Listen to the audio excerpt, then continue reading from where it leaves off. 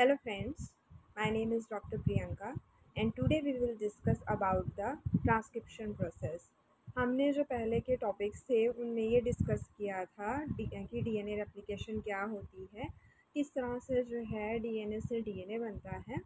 और central dogma मैंने आपको स्टार्टिंग में ही बताया था कि पहले जो है डीएनए से डीएनए बनता है, फिर डीएनए से आरएनए बनता है और आरएनए से उसके बाद जो है प्रोटीन बनता है। तो आज का जो हमारा टॉपिक है वो है डीएनए से आरएनए की फॉर्मेशन यानी सिंथेसिस। तो डीएनए से जो इन्फॉर्मेशन है वो कैसे आरएनए में ट्रांसफ़र होती है और इस प्रोसेस को ही हम क्या बोलते हैं, जब सिंथेसिस होती है डीएनए की फ्रॉम आरएनए की फ्रॉम डीएनए से, तो उसको हम बोलते हैं ट्रांसक्रिप्शन। एंड देन उसके बाद आता है आपका ट्रांसलेशन। ट्रांसक्रिप्शन के बाद भी कुछ बहुत सारी मॉडिफिकेशन होती हैं जिनको हम बोलते हैं पोस्ट ट्रांसक्रिप्शन मॉडिफिकेशंस। तो वो मॉडिफिकेशंस में क्या होता है कि कई बार स्प्लाइसिंग होती है, पॉली ए टेल जो है वो ऐड होती है, तो यही सब होता है। आज जो हम डिस्कस करेंगे वो हमारा है कि transcription in prokaryotes and transcription in eukaryotes, दोनों में क्या क्या डिफरेंसेस हैं और किस तरह से जो है ट्रांसक्रिप्शन होती है। तो चलिए आज का जो टॉपिक है वो स्टार्ट करते हैं। डीएनए ट्रांसक्रिप्शन ट्रांसक्रिप्शन की जो डेफिनेशन है वो क्या है। ट्रांसक्रिप्शन का मतलब है जब आरएनए की सिंथेसिस होती है using single standard DNA as a template. तो जब डीएनए को जो सिंगल स्टैंडर्ड डीएनए है उसको एज अ टेम्पलेट यूज़ किया जाता है एंड देन आरएनए की सिंथेसिस होती है, तो उसको हम बोलते हैं ट्रांसक्रिप्शन। और वो किस एंजाइम का यूज़ करके होती है? DNA dependent RNA polymerase enzyme. और ये जो प्रोसेस होती है ना ट्रांसक्रिप्शन की, वो कहाँ पे होती है? देखिए, जो डीएनए रेप्लिकेशन था उसकी लोकेशन भी न्यूक्लियस होती है, और जब ट्रांसक्रिप्शन होती है आरएनए बनता है डीएनए से, तो वो भी न्यूक्लियस में होता है। लेकिन जो प्रोटीन की सिंथेसिस होती है, जिस प्रोसेस को हम ट्रांसलेशन बोलते हैं, वो आपका कहाँ होती है? साइटोप्लाज्म में। तो सिमिलर टू रेप्लिकेशन यहाँ पे भी क्या होता है कि टेम्पलेट यूज़ किया जाता है, बट यहाँ पे डीएनए रेप्लिकेशन में मैंने बार बार बताया था कि जो प्राइमेज एंजाइम था वो प्राइमर बनाता था, क्योंकि इनिशिएशन करने के लिए जो है डीएनए रेप्लिकेशन को प्राइमर की नीड होती है। लेकिन एक डिफरेंस यहाँ पे आता है ट्रांसक्रिप्शन में कि इनको प्राइमर की नीड नहीं होती है, और यहाँ पे शॉर्ट सेगमेंट ही डीएनए का जो है वो ट्रांसक्राइब होता है। वहाँ पे जो एंजाइम था वो डीएनए पॉलीमरेज था, यहाँ पे जो एंजाइम है वो है DNA dependent RNA polymerase. DNA dependent क्यों बोल रहे हैं हम उसको? क्योंकि यहाँ पे डीएनए को एज अ टेम्पलेट यूज़ किया जा रहा है और उससे जो है आरएनए की सिंथेसिस हो रही है। नेक्स्ट है कि 3 टाइप के जो आरएनए हैं, सेलुलर आरएनए, वो कॉपीड होते हैं ड्यूरिंग द ट्रांसक्रिप्शन। तो पहला है मैसेंजर आरएनए, ये टाइप्स ऑफ आरएनए में भी आता है। तो मैसेंजर आरएनए या एमआरएनए जो है, इसका काम क्या होता है कि ये अमाइनो एसिड्स को कोड करता है। जो पॉलीपेप्टाइड चेन बनती है ड्यूरिंग द ट्रांसलेशन, तो क्योंकि हमें पता है कि पॉलीपेप्टाइड किससे मिलकर बने होते हैं? डिफरेंट अमाइनो एसिड से। तो उन्हीं अमाइनो एसिड्स को ये कोड कर रहा होता है। देन दूसरा आता है ट्रांसफ़र आरएनए। ट्रांसफ़र आरएनए का काम होता है कि ये उस इंफॉर्मेशन को रीड करता है जो कि एमआरएनए में इनकोडेड होती है, और ट्रांसफ़र करता है अप्रोप्रिएट अमाइनो एसिड को जब पॉलीपेप्टाइड चेन की सिंथेसिस हो रही होती है ड्यूरिंग प्रोटीन सिंथेसिस। तो करेक्ट अमाइनो एसिड्स को ये ऐड करता जाता है। तो ये ट्रांसफ़र आरएनए का काम होता है। देन होता है राइबोसोमल आरएनए। ये राइबोसोम का पार्ट होते हैं। आपने अगर राइबोसोम ऑर्गेनेली को स्टडी किया है तो उसकी जो कंपोजिशन होती है उसमें आरएनए होता है एंड प्रोटीन होता है। तो ये वो एक इंट्रिकेट सेलुलर मशीन है जो कि प्रोटीन को सिंथेसाइज करती है। तो ये 3 टाइप के आरएनए हैं जो ड्यूरिंग ट्रांसक्रिप्शन कॉपीड होते हैं। अब फीचर क्या है ट्रांसक्रिप्शन के? जितना भी आर टाइप के आरएनए हैं वो कहाँ बनेंगे? न्यूक्लियस में बनेंगे, क्योंकि ट्रांसक्रिप्शन और रेप्लिकेशन ये दोनों न्यूक्लियस में होती हैं।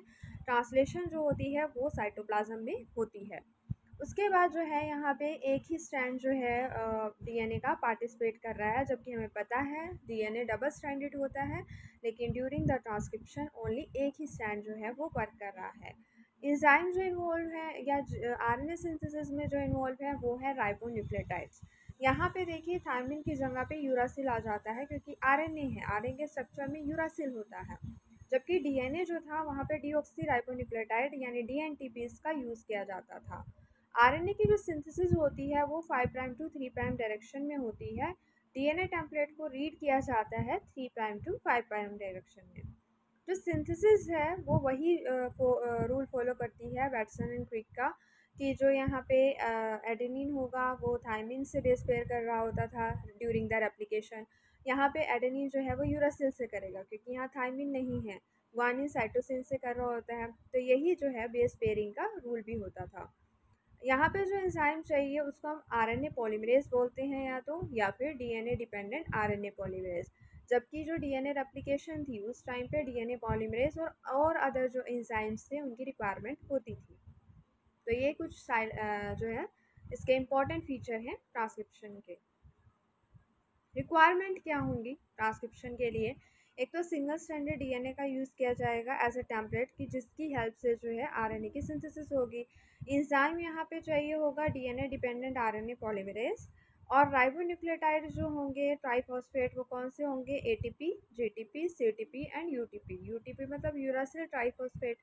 तो क्योंकि यहाँ पे आरएनए बन रहा है और आरएनए के स्ट्रक्चर में जो है वो यूरासिल बेसिस होते हैं थायमिन की प्लेस पे।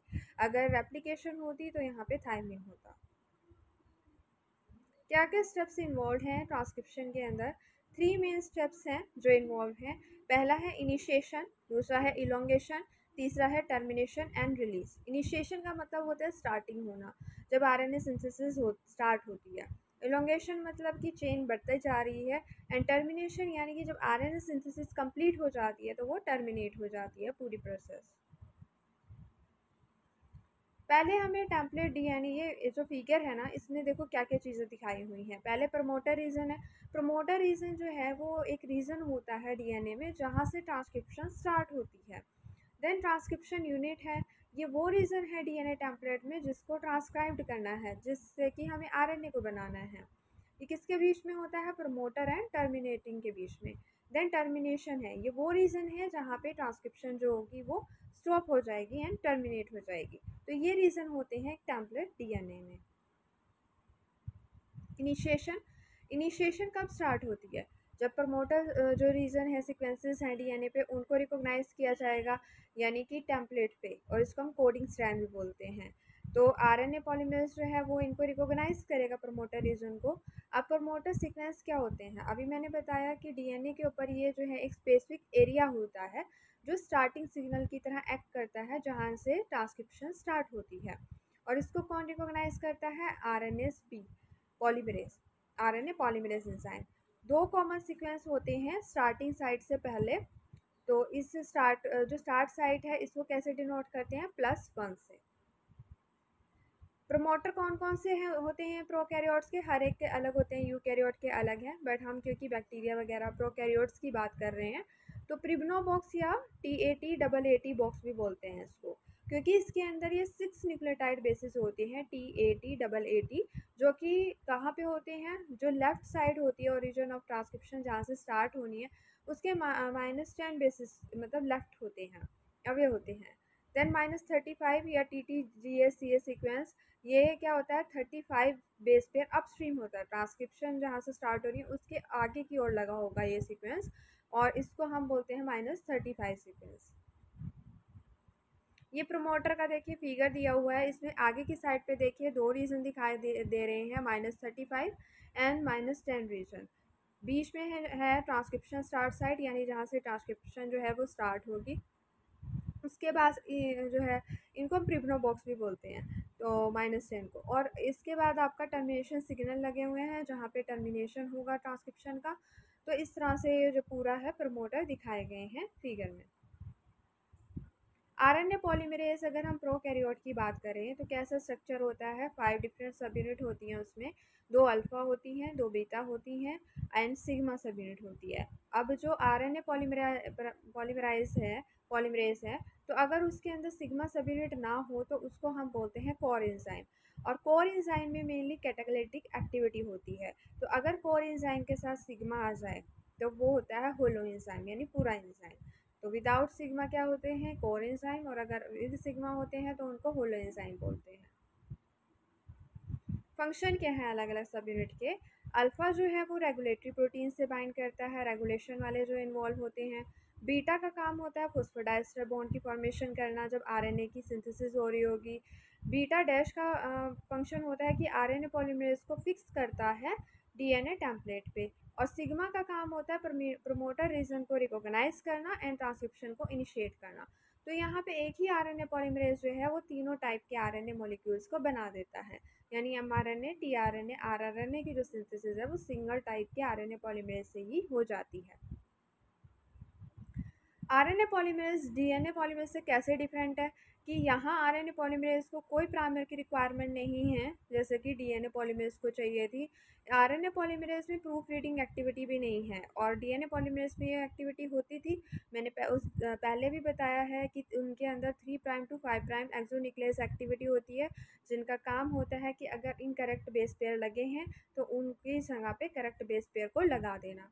एरर रेट क्या है ट्रांसक्रिप्शन के लिए, इसीलिए हाई है क्योंकि जो है इसके अंदर ये एक्सोन्यूक्लियस एक्टिविटी नहीं है तो एरर के चांसेस ज़्यादा होंगे। और यहाँ पे एरर रेट जो है वो 10⁻⁴ टू 10⁻⁻5 टाइम्स मोर होता है देन द रेप्लिकेशन। एरर से क्या होगा, लिटल डैमेज होगा एंड वो जो है बट ट्रांसमिटेड नहीं होते हैं क्योंकि डॉटर सेल को नेक्स्ट जनरेशन को, इसलिए यहाँ डैमेज कम होता है। लेकिन डीएनए रेप्लिकेशन के टाइम पे जो एरर था वो नेक्स्ट जनरेशन तक जा रहा था, इसलिए वहाँ पे डैमेज जो था वो ज़्यादा रहा। इसलिए वहाँ पे एक्सोन्यूक्लियस एक्टिविटी भी होती है ताकि पहले ही जो अगर इनकरेक्ट बेस लगे तो उनको करेक्ट कर दिया जाए। अब प्रोमोटर रीजन की आइडेंटिफिकेशन कौन करता है, सिग्मा। जो आरएनए पॉलीमरेज का सिग्मा था वो आरएनए पॉलीमरेज जो है वो प्रोमोटर रीजन से बाइंड करेगा टेम्पलेट डीएनए के। देन बीटा यूनिट जो है उसको फिक्सेस करती है प्रोमोटर रीजन पे एंड देन जो है ट्रांसक्रिप्शन इस तरह से इनिशिएट होती है। फिर सिग्मा फैक्टर जो है वो रिलीज़ हो जाता है प्रमोटर रीजन से और डीएनए जो हेलिक्स था अगर वो क्या हो जाता है, अनवाइंड हो जाता है। ट्रांसक्रिप्शन बबल फॉर्म हो जाएगा क्योंकि डीएनए की अनवाइंडिंग हो रही है। ट्रांसक्रिप्शन बबल के अंदर क्या क्या होगा, न्यू आरएनए जो बन रहा है वो ये देखो नीचे फिगर में भी दिखाया हुआ है, आरएनए पॉलीमरेज और जो है हमारा डीएनए टेम्पलेट। अब सुपर कोयल भी होगा यहाँ पे जनरेट, तो उस सुपर कोयल को कौन ओवरकम करेगा, टोपोआइसोमरेज। इलोंगेशन जो सेकंड स्टेप है ट्रांसक्रिप्शन का, तो आरएनए पॉलीमरेज क्या करता है, ये इलोंगेट करेगा। अब इनिशिएशन तो हो चुकी थी प्रमोटर से, अब ये इलोंगेट करेगा। यहाँ पे क्या होगा, जो राइबोन्यूक्लियोटाइड यूनिट है वो 3 प्राइम हाइड्रोक्सिल ग्रुप की साइड पे अटैच होती जाएंगी और चेन जो है वो बढ़ती जाएगी। यहाँ पे फॉस्फोडाइस्टर बॉन्ड की फॉर्मेशन हो जाती है। हर एक जो न्यूक्लियोटाइड है वो कैसे बेस पेयरिंग फॉलो कर रहा है, वॉटसन क्रिक, यानी कि एडेनिन जो है वो यूरासिल से बेस पेयर बनाएगा और ग्वानिन जो है वो साइटोसिन से। तो ये जो फिगर है इसमें इलोंगेशन दिखाई हुई है आरएनए चेन की। टर्मिनेशन, दो तरह की टर्मिनेशन होती है, एक होती है रो डिपेंडेंट, रो एक तरह का फैक्टर होता है, प्रोटीन होता है, और एक होती है रो इंडिपेंडेंट। तो रो डिपेंडेंट क्या होती है कि ये प्रोटीन है हेक्सामेरिक, रो फैक्टर क्या करता है, डीएनए स्ट्रैंड से अटैच हो जाता है, उसकी वजह से आरएनए पॉलीमरेज जो है वो आगे मूव नहीं कर पाता है और फिर क्या करेगा कि ये टर्मिनेट कर देगा डीएनए जो ट्रांसक्रिप्शन है उसको। रो इंडिपेंडेंट मतलब कि यहाँ पे कोई रो प्रोटीन नहीं चाहिए, यहाँ कुछ पैलिंड्रोमिक सीक्वेंस होते हैं, इन सीक्वेंसेस की वजह से क्या होगा, जो न्यूली सिंथेसाइज आरएनए है वो अपने आप ही फोल्ड हो जाएगा और हेयर पिन लाइक लूप बना देगा क्योंकि ये कॉम्प्लीमेंट्री हैं तो उनके बीच में बेस पेयरिंग हो जाएगी और वो हेयर पिन लूप बना देंगे जिसकी वजह से जो आगे मूवमेंट है आरएनए पॉलीमरेज की वो नहीं होगी और जब वो आगे मूव नहीं करेगा तो ट्रांसक्रिप्शन जो है यहीं पे टर्मिनेट हो जाएगी। तो पैलिंड्रोमिक के ऐसे सीक्वेंस होते हैं जो सेम होते हैं बैकवर्ड भी एंड फॉरवर्ड भी। जैसे मैडम, अगर मैडम को आगे से आप फॉरवर्ड डायरेक्शन से पढ़ो तो भी MADM है और अगर आप बैकवर्ड से पढ़ो तो भी, तो सेम है दोनों तरफ से।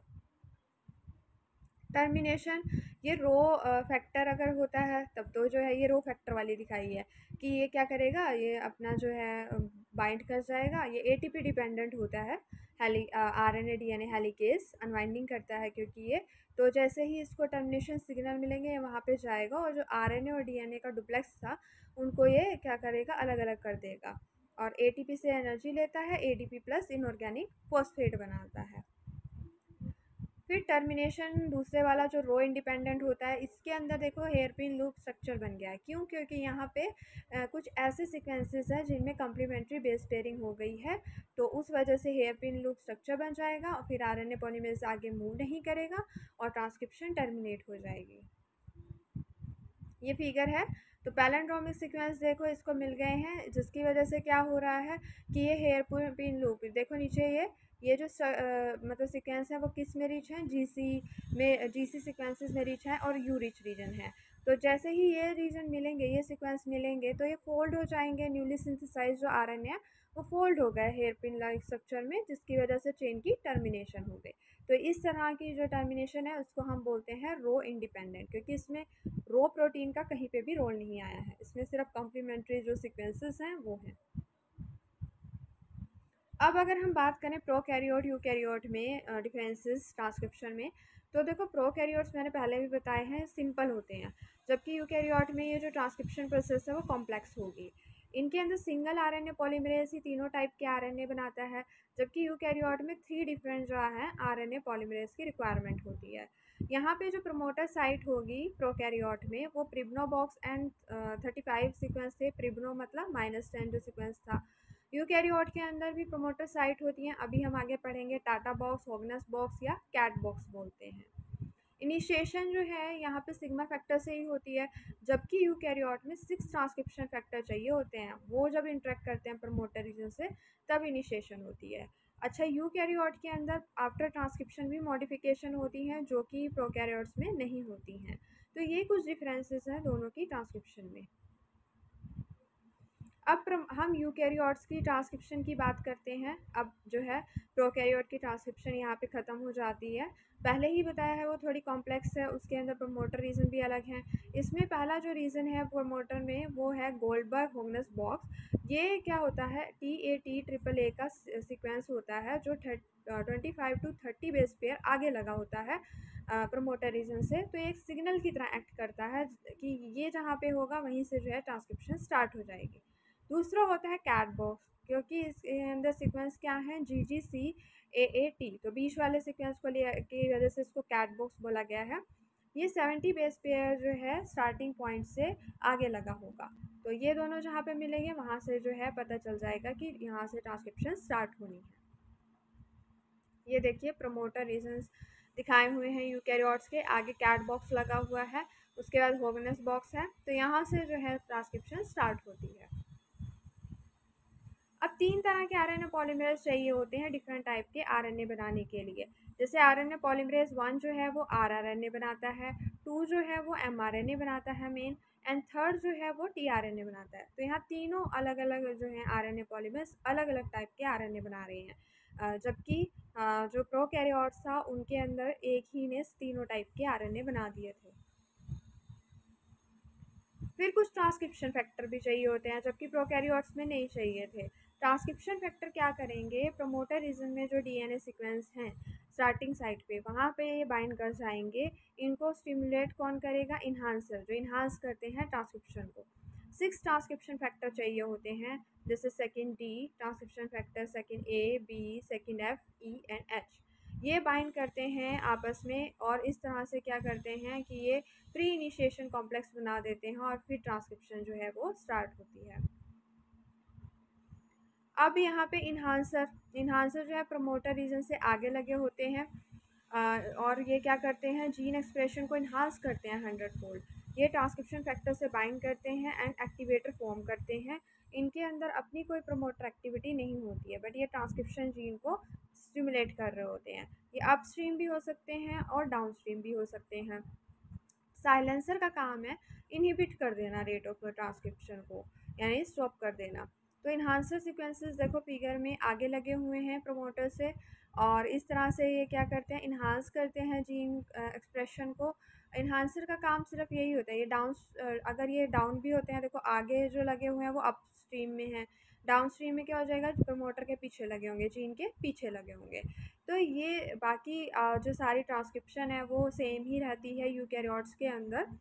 उसके बाद जो है जब ट्रांसक्रिप्शन कंप्लीट हो जाती है तो फिर ट्रांसक्रिप्शन जब एमआरएनए बन जाता है, अब वो क्योंकि प्री एमआरएनए होता है तो उसको mRNA बनाने के लिए फिर क्या होता है, पोस्ट ट्रांसलेशन ट्रांसक्रिप्शनल मॉडिफिकेशन होती हैं। पॉली ए टेल लगेगा, आगे स्प्लाइसिंग होगी, तब जा कर के वो एक मैच्योर mRNA बनता है। तब जाके पूरी जो स्टेप हैं वो कंप्लीट होते हैं आरएनए सिंथेसिस के। तो यूकैरियोट्स में और प्रोकैरियोट्स में सिर्फ यही डिफरेंसेस हैं कि यहाँ सिंगल टाइप का जो आरएनए था पॉलीमरेज एंजाइम, वो तीनों तरह के आरएनए बना रहा था, जबकि इसमें 3 डिफरेंट आरएनए पॉलीमरेज एंजाइम चाहिए। प्रोकैरियोट की बहुत सिंपल प्रोसेस है, जबकि इसमें कॉम्प्लेक्स है। प्रोकैरियोट्स के अंदर ट्रांसक्रिप्शन फैक्टर नहीं चाहिए, ठीक है, उनमें ट्रांसक्रिप्शन फैक्टर चाहिए। और इनके प्रमोटर रीजन भी अलग अलग हैं। प्रोकैरियोट में प्रिमरो बॉक्स है, -35 है। इनके अंदर कैट बॉक्स है, होगनो जो है होगनस बॉक्स है। तो ये कुछ डिफरेंसेस हैं जिनसे जो है, तो बस यही पता चलता है कि जो ट्रांसक्रिप्शन है, और एक और बात है कि ट्रांसक्रिप्शन जो प्रोकैरियोट्स में है, ट्रांसक्रिप्शन और ट्रांसलेशन वो साइमल्टेनियसली होती है, क्योंकि उनके अंदर कोई स्प्लाइसिंग नहीं होती है। जबकि जो यूकैरियोट्स हैं उनमें अलग अलग होती है। ट्रांसक्रिप्शन जो है उनकी न्यूक्लियस में होती है, ट्रांसलेशन जो है उसके बाद पोस्ट ट्रांसलेशन मॉडिफिकेशन होते हैं ट्रांसक्रिप्शनल, एंड उसके बाद जो है आपकी ट्रांसलेशन स्टार्ट होती है, तो साइमल्टेनियसली नहीं होती है। तो आई होप आपको मेरी ये वीडियो पसंद आई होगी। आगे भी हम जो है नेक्स्ट हमारा जो टॉपिक आएगा वो आएगा पोस्ट ट्रांसक्रिप्शन मॉडिफिकेशंस क्या होती हैं, किस तरह से जो है चेंजेस होते हैं आफ्टर ट्रांसक्रिप्शन, और मैच्योर mRNA बनता है। तो अगर आपको मेरी ये वीडियो पसंद आई है तो प्लीज़ लाइक एंड सब्सक्राइब कर दीजिएगा और ज़्यादा से ज़्यादा शेयर कीजिएगा।